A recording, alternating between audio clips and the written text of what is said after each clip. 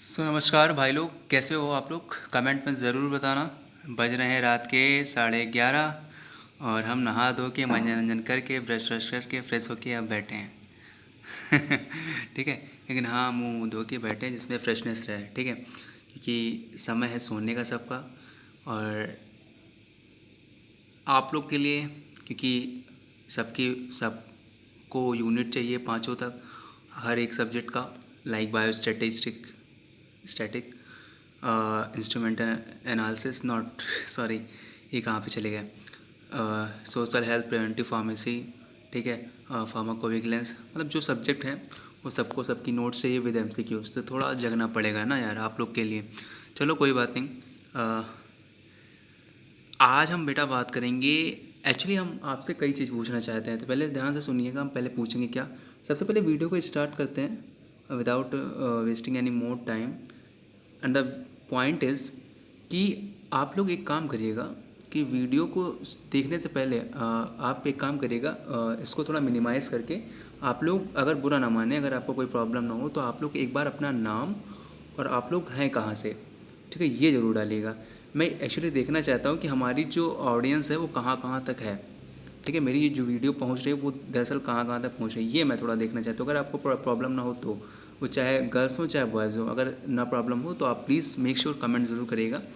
और आज हम बेटा इस वीडियो के माध्यम से बात करेंगे। और एक चीज़ और पूछना चाहते हैं, हाँ याद आया कि एक बात मैं पूछूं, मेरे पास बायो स्टैटिस्टिक की पाँचों यूनिट हैं। ठीक है, पाँचों यूनिट तो हैं, लेकिन अभी मैंने बेटा क्या क्या शेयर की आप लोग को अच्छे से पता है कि मैंने केवल अभी इंट्रोडक्शन पार्ट शेयर किया है। मेजर टेंडेंसी ये पूरा कंप्लीट कर दिया है। ठीक है, मेजर डिस्पर्सन आज हम बात करेंगे, और ये पूरा कंप्लीट करेंगे मेजर डिस्पर्सन वाला, और कोरिलेशन वाला नेक्स्ट वीडियो में बात करेंगे। ठीक है, मतलब आज की वीडियो में केवल मेजर ऑफ डिस्पर्सन बात करेंगे।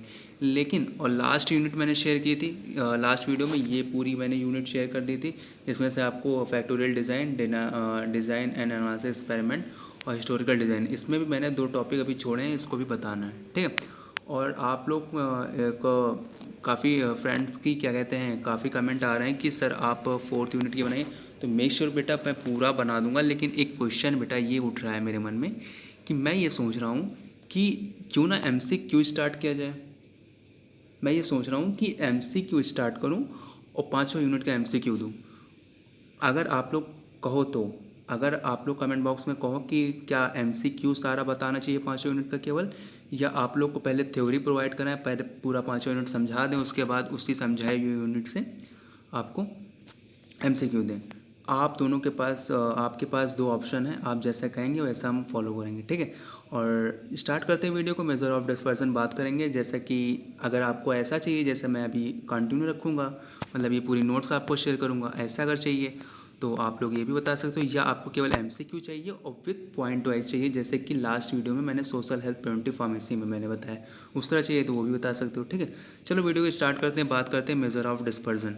ठीक है, तो ये क्या है ध्यान से सुनिएगा, टू द पॉइंट बात करेंगे डिस्पर्सन की, बात करेंगे रेंज की, बात करेंगे स्टैंडर्ड डिविएशन की, बात करेंगे फार्मास्यूटिकल प्रॉब्लम्स। ठीक, चलो measure of dispersion. Actually sorry friends, ये थोड़ा पानी गिर गया था, क्योंकि इस समय आपको पता है काफ़ी बरसात हो रही है। आज दबा के पानी गिरा है दिन भर। ठीक है, कम से कम 4-5 घंटा लगातार पानी गिरा है इधर अपनी तरफ। ठीक है, चलो वो तो बात की बात है, प्रकृति है, उसको कौन क्या कर सकता है। डिस्पर्सन या वेरिएशन, वेरिएशन मतलब आपको तो पता होगा, डिफरेंस। ठीक है, वेरिएट। ठीक है, तो क्या कह रहा है, dispersion of data is degree to which the numerical data approaches. ठीक है, to spread about an average value, the variability in the data can be analyzed with the help of measure of dispersion. Next point क्या कह रहा है, dispersion is state getting disperse और spread. Statistical dispersion means the extent to which a numerical data is likely to vary about over average value. Simply dispersion helps to understand distribution of data. Simple सा ये समझो, distribution of data. ठीक है, मतलब कि कोई data है वो कितना डिस्ट्रीब्यूट हुआ है, जैसे distribution of data is degree in which the numerical data approaches. ठीक है, मतलब कोई भी डाटा है, ओ सॉरी कहाँ पे चले गए। ठीक है, कोई डाटा है जो कितना डिस्ट्रीब्यूट हुआ है। ठीक है। अब नेक्स्ट वीडियो पॉइंट में देखें कि यहाँ पर देखिए इन एस्टेट ये वाला देखिए, ये एक डाटा है फ्रीक्वेंसी और आपके मेजरिंग डिस्पर्जन में आपका डाटा गिवन है कि आपका पहले ए वाला देखो, in statistics the measure of dispersion help to interact with variability of data known as must homogeneous and heterogeneous data. ठीक है, it is simply term to it shows how squeezed or scattered variable is. ठीक है, it simply shows क्या कि how squeeze or scattered the variable is, मतलब कि एक data कितना स्क्वीज है और कितना डिफरेंट मतलब फैला हुआ है। एक डाटा आपका जो बी है कितना फैला हुआ है, मतलब कि स्टार्टअप में देखें तो वो कहाँ से उठा है, 4 से उठा है, पूरा 44 तक जा रहा है, और एक डाटा जो एक का है वो बहुत कम स्क्वीज है। ठीक है, तो ये आपके किस में आता है, आपके ये आता है बेटा डिस्पर्जन में। ठीक है, मेजर ऑफ डिस्पर्जन मतलब कि simply distribution of a data, कितना डिस्ट्रीब्यूट हुआ है एक डाटा। ठीक है, तो ये आपको पॉइंट याद रखना, एमसीक्यू में इंपॉर्टेंट है। और वेरिएशन कहो चाहे डिस्पर्जन कहो, बात एक। ठीक है, आगे हम फॉर्मूले में बात करेंगे जैसे इसको निकालते कैसे हैं। तो इसमें इसके टाइप क्या है, सॉरी फॉर दिस, कि इसके टाइप की बात करेंगे। तो इसके टाइप कई हैं, जैसे लाइक आपको एब्सोल्यूट मेजर और रिलेटिव मेजर। ठीक है, तो एब्सोल्यूट मेजर में आपको एक पॉइंट पढ़ना है रेंज, वही आपके इंपॉर्टेंट है, वही आपके क्या कहते हैं, इसमें से बेटा रेंज में से क्वेश्चन आते हैं, तो इसको ध्यान से सुनिएगा क्या मैं कहूँगा, और इसमें से जो फॉर्मूला है वो काफ़ी इंपॉर्टेंट। ठीक है, तो रेंज के बारे में बात करेंगे, बाकी जो टाइप है ये अगर आप चाहो तो देख सकते हो, बाकी कुछ खास इंपॉर्टेंट है नहीं। ठीक है, इसमें डिस्पर्जन की डेफिनेशन इंपॉर्टेंट है कि डिस्पर्जन आखिर है क्या, कि डिस्ट्रीब्यूशन ऑफ डाटा। ठीक है, तो आपको ये ध्यान में रखना। बात करेंगे रेंज की, तो रेंज क्या कह रहा है, रेंज इज़ डिफाइन कैसे, as the difference between the highest and lowest value of the sample, मतलब कि एक हाईएस्ट वैल्यू और लोवेस्ट वैल्यू में डिफ्रेंशिएट करना। ठीक है, अभी आपको एग्जांपल के साथ समझाएंगे।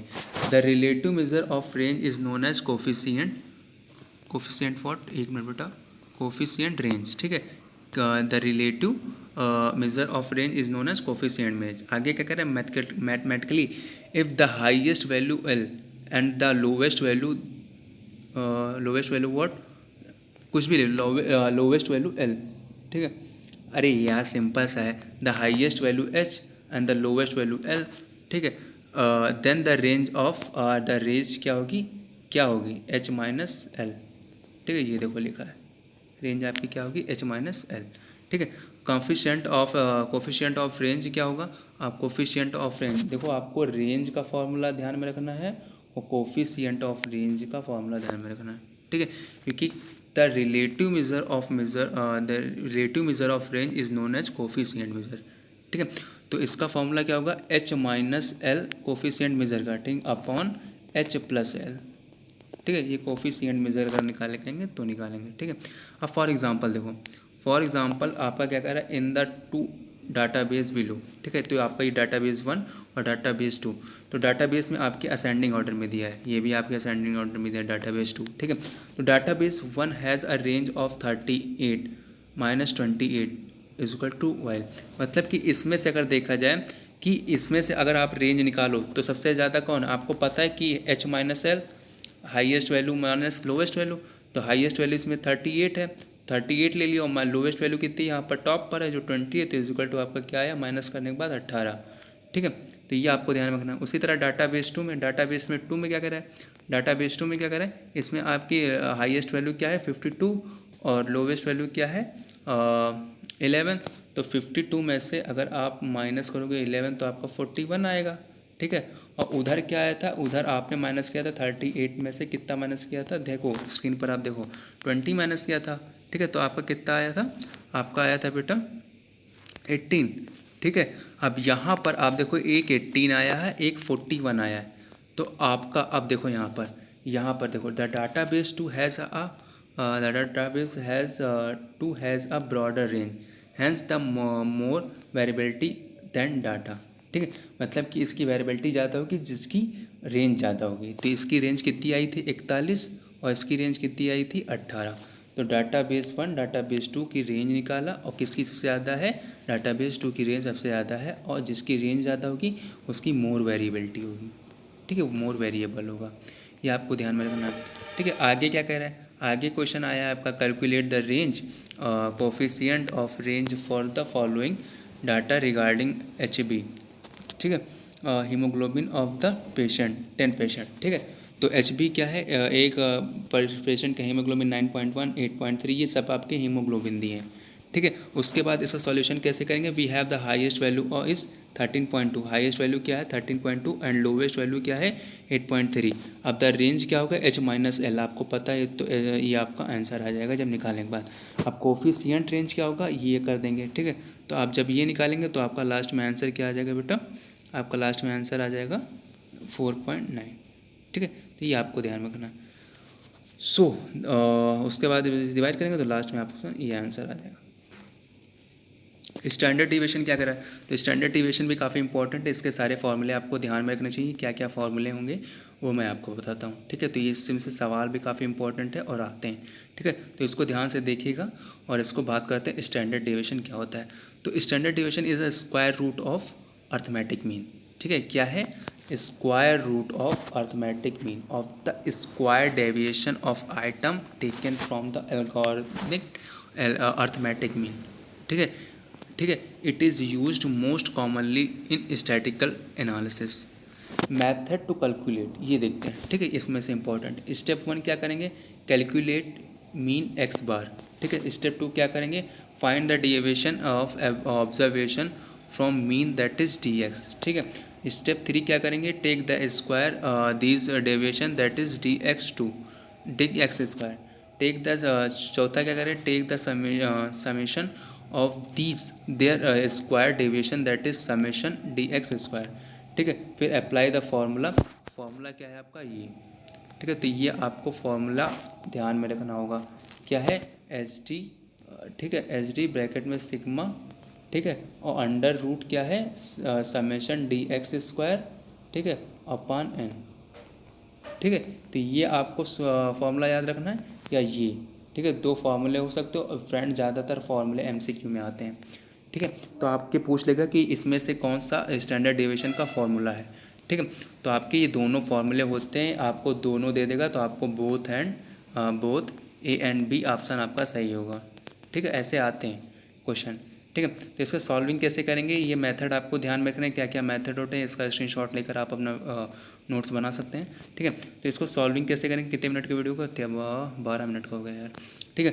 तो in case of frequency distribution we have, frequency distribution में आपके पास क्या रहेगा, ये वाला फार्मूला रहेगा। शॉर्टकट मेथड में आपके लिए टेकिंग कैलकुलेट द, ये आपका फार्मूला रहेगा शॉर्टकट मेथड में। और वेयर द, एक मिनट बेटा इसको जूम करते हैं, ठीक है। Where H class H is equal to class interval, यहाँ पर आपका एच क्या है, क्लास इंटरवल है, ये आपको ध्यान में रखना है, ठीक है। ऐसे क्वेश्चन आ सकते हैं। तो यहाँ पर आपको इतने फॉर्मूले ध्यान में रखने हैं, इसका स्क्रीनशॉट लेकर नोट डाउन कर लेना है। और नेक्स्ट में हम बात करेंगे इसके क्वेश्चन, ठीक है। तो क्वेश्चन क्या कह रहा है, find out the standard deviation of following table, मतलब ये आपको जो टेबल दी है इसका स्टैंडर्ड डेविएशन आपको बताना है। स्टैंडर्ड डेविएशन का फॉर्मूला आपको पता है, तो उसके लिए आपको सबसे पहले क्या चाहिए, उसके पहले आपको x निकालना पड़ेगा, ठीक है। फिर आपको D x x minus x बाहर निकालना पड़ेगा, फिर डी एक्स स्क्वायर की सारी की वैल्यू निकालनी पड़ेगी। यार आपको पता होना चाहिए नंबर ऑफ स्टैंडर्ड कितने हैं, 1 2 3 4 5, तो n इक्वल टू क्या हो जाएगा 5 ही आपको ध्यान में रखना। कुछ चीज़ें कॉमन है जो आपको ध्यान में रखनी। मीन निकालने के लिए, मतलब मीन मतलब x बार, ठीक है। तो x बार निकालने के लिए आपका फॉर्मूला होता है x summation x upon n, ठीक है। तो x की वैल्यू आपको यहाँ से मिल जाएगी 37, ठीक है।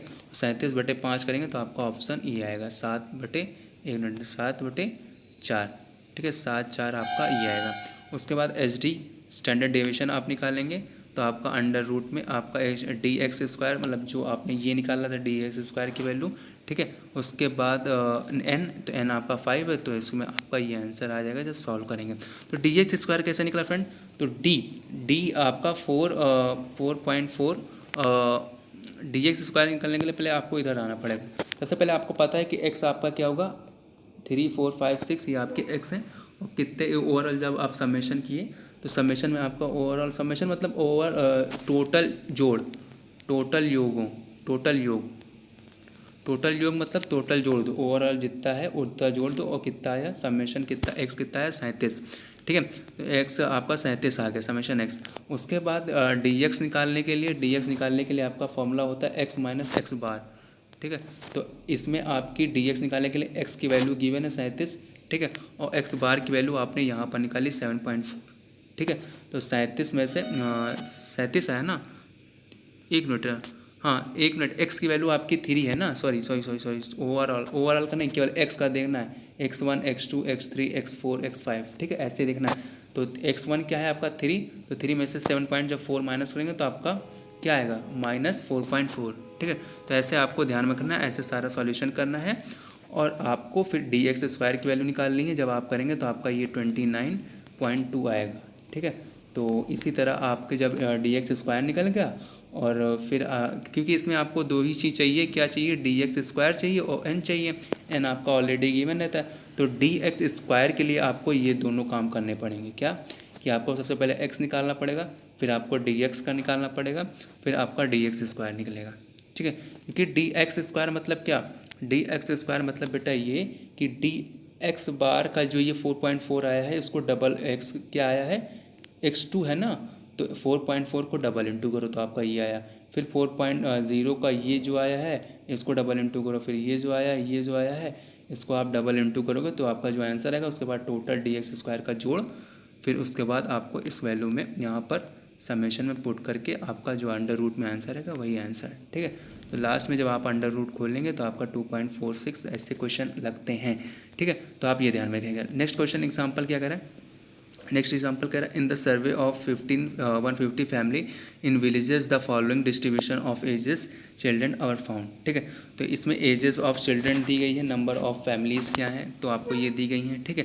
तो find the mean standard deviation the given distribution, ठीक है। तो सबसे पहले आपको क्या करना है, let us assume A is equal to 5, ठीक है, and class interval H equal to 2, ठीक है। तो क्लास इंटरवल आपकी क्या है 2 2 2 2 2 2, मतलब हर 2 घंटे बाद, जैसे यहाँ पर 2, ठीक है, 2 + 2 4, 4 पर 2 घंटे बाद 6, 6 2 8, 8 2 10, मतलब 2 घंटे का ब्रेक है। एच मतलब हाफ, ठीक है, इंटरवल, ठीक है, इंटरवल कहते हैं ना क्लास इंटरवल। जैसे आपकी क्या कहते हैं कि लंच को इंटरवल कहते हैं, तो इंटरवल आपका कब होता है 4 घंटे बाद, हर 4 घंटे बाद, हर 4 घंटे बाद, ठीक है। तो इनका इंटरवल कब हो रहा है, हर 2 घंटे बाद, ठीक है। तो आपको ये ध्यान में रखना। अब इसका सॉल्विंग कैसे करेंगे, तो इस टेबल को आपको इस फॉर्म में कन्वर्ट करना पड़ेगा, ठीक है। सबसे पहले क्या करेंगे, आपको मैं बताते चलता हूँ, ठीक है। तो आपका जो एज ऑफ चिल्ड्रन है, पहले क्लास इंटरवल ले लेंगे। तो क्लास इंटरवल आपको पता है क्या है, 2.0 से 2, 2 से 4, 4 से 6, ये जो है वो आपको ले लेना है, ठीक है। उसके बाद मिड वैल्यू ऑफ एक्स, तो मिड वैल्यू ऑफ एक्स क्या है 1 3 5, ठीक है। तो मिड वैल्यू ऑफ एक्स मतलब क्या कि 0 और 2 के बीच में क्या आता है 1, 2 और 4 के बीच में क्या आता है 3, 4 और 6 के बीच में 5, फिर 5 6 7 के 6 8 के बीच में 7। तो ये मिड वैल्यू निकाल लेनी। फिर उसके बाद फ्रिक्वेंसी आपको निकालनी है, फ्रिक्वेंसी, ठीक है। फ्रिक्वेंसी आपकी क्या दी है, फ्रिक्वेंसी आपकी 40 32 45, ठीक है। तो ये आपकी गिवन है। उसके बाद आपको क्या निकालना है D1, ठीक है। तो D1 निकालने के लिए आपको फॉर्मूला आपको पता होना चाहिए। आपका फॉर्मूला होता है क्या कहते हैं, x - 1 a - a upon h, ठीक है। तो इसको जब आप फॉर्मूले में रखेंगे तो आपका आंसर -2 आएगा। ये इसी तरह करेंगे। फिर उसके बाद D2 निकालेंगे, D12, फिर FD12, इसके बाद निकालेंगे तो आपका ये लास्ट में आंसर आ जाएगा, ठीक है। तो 1 मिनट मैं आपको अगले पेज में दिखाता हूँ। तो आपका ये आंसर आएगा, ठीक है। तो इसके बाद जब आपका आया तो आपको मीन में इसको वैल्यू को पुट कर देना है, जो आपको मैंने फॉर्मूला बताया था लास्ट में कि 1 मिनट बेटा, लास्ट में यहाँ पर मैंने आपको फॉर्मूला गिवन किया था, कहाँ है यार, इधर है, ठीक है, ये रहा, ठीक है, ये वाला, ठीक है। इन केस ऑफ फ्रिक्वेंसी डिस्ट्रीब्यूशन निकालना है तो ये आपका फॉर्मूला लगेगा, ठीक है। चलो देखते हैं, ठीक है, ये रहा, ठीक है। तो फ्रिक्वेंसी मीन आपका क्या होगा, ये वाला फार्मूला देखिए, ये वाला फार्मूला आपको लग जाएगा, ठीक है। Where n is equal to sigma F1, ठीक है। तो आप जब इसको फॉर्मूले में आप रखेंगे वैल्यू तो आपका आंसर सामने आ जाएगा, ठीक है। फिर शॉर्टकट मेथड वाला फार्मूला रख लेंगे। तो शॉर्टकट मेथड में जब फार्मूला रखेंगे तो आपका जो वैल्यू रखी जाएगी वो रखेंगे, और उसके बाद फार्मूले में आपकी वैल्यू रख देंगे और आपका सवाल में आंसर आ जाएगा। लास्ट में आपका answer sigma is equal to 2.96 answer आ जाएगा, ठीक है। तो this is all of the today, ठीक है। तो टुडे का यही एग्जांपल है, यही आपको क्वेश्चन सॉल्व करना है। स्क्रीनशॉट ले लीजिए, आपको समझ में आ जाएगा। वैल्यू पुट करके आसानी से समझिएगा, आपको सारे क्वेश्चन आ जाएंगे। ठीक है। अब जो मैंने क्वेश्चन पूछा था उसका आंसर फटाक से करना कि आपको डायरेक्ट MCQ चाहिए या थ्योरी चाहिए 5 यूनिट के। ठीक है। तो चलो, thank you, take care, bye bye, Radhe Krishna, good night. मिलते हैं कल सुबह। तब तक के लिए वीडियो देखो, ऐसे ही बायोस्टैटिक की वीडियो लाएंगे। बाकी अभी 3 4 5 यूनिट आपकी जो फार्माकोविजिलेंस और उसमें बाकी है उसको भी देना है। ठीक है, चलो बाय।